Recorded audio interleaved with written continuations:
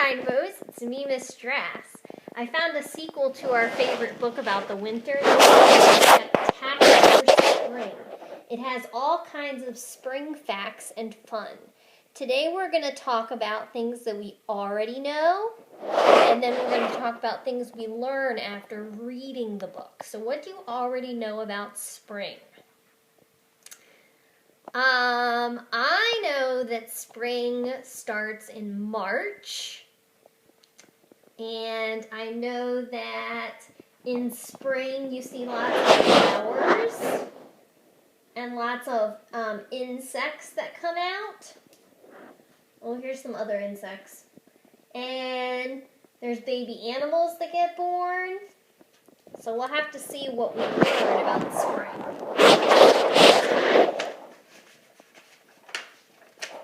Spring is a season of spectacular beginnings. Green plants and colorful flowers begin to grow. Animals shake off the cold of winter. People start spending more time outdoors. Days get longer. Spring begins on the vernal equinox in the northern hemisphere. That's a day near March 20th when day and night are both 12 hours long. And nights get shorter. Spring ends on the summer solstice. In the northern hemisphere, that's a day near June 21st. It's the longest day of the year. Days begin to get warmer. At the start of spring, you might still wear a sweater, a scarf, and warm gloves. So your clothes get lighter. As the days begin to get warmer, you won't need so many heavy layers. But you might put on a raincoat and boots. Waterproof clothing keeps you dry when it rains. Winter snow stops falling, and spring rain starts. When the air gets warmer in spring, it's more likely to rain than snow. Air always holds tiny drops of water vapor, and warm air holds more than cold air. As warm air rises, it cools, and water droplets come together to form clouds. When the droplets get too heavy to stay in the cloud, they fall to the ground as rain.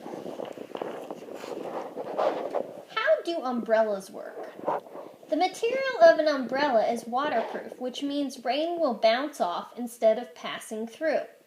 When you open the umbrella, thin ribs unfold and stretch out the material to form a dome. This is like a dome. Many umbrellas have an automatic spring.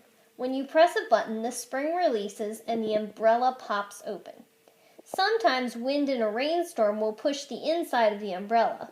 The ribs flip up and the umbrella turns inside out. You can usually tug the umbrella back into the right shape. After the rain, you might see a rainbow. Sunlight is made up of many colors, but normally we can't see them all.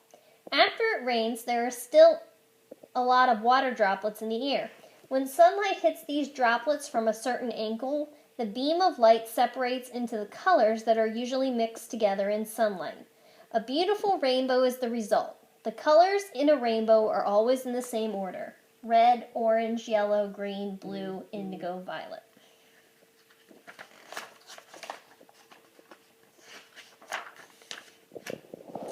How does spring feel?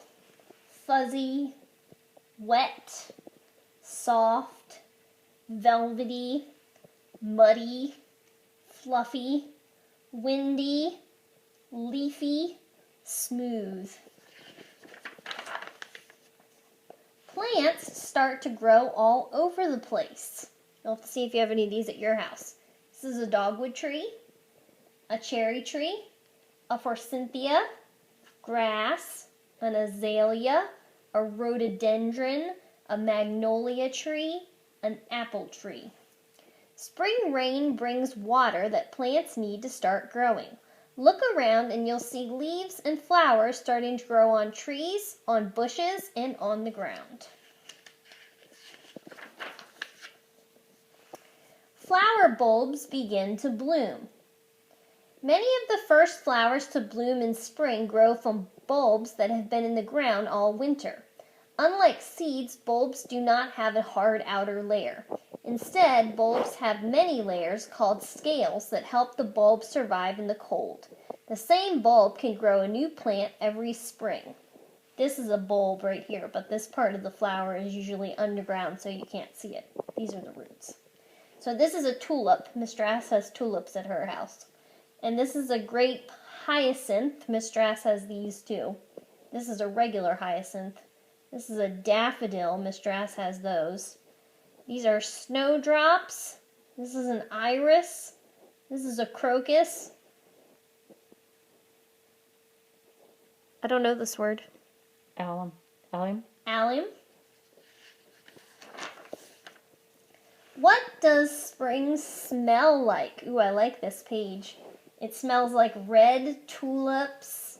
It smells like orange tiger lilies. It smells like yellow daffodils. It smells like green grass. It smells like, what are these? Pansies. Pansies. It smells like Hyacinth. It smells like, we don't know. It smells like something like that. Spring is a great time to close your eyes and sniff. Smells travel more easily in warm air than in cold air. Hey, that's something new I learned. I didn't know that. Smells travel more easily in warm air than in cold air. As spring days get warmer, you'll find many fresh new smells when you walk outdoors. Sprouts spring up from seeds underground. Spring rain also helps seeds begin to grow in a process called germination. Temperature, sunlight, and water need to be right for a seed to germinate. First, the seed takes in water and swells. Then the outer layer or the seed coat splits open. The plant's root grows downward. This is the start of the root. And the baby stem grows upward.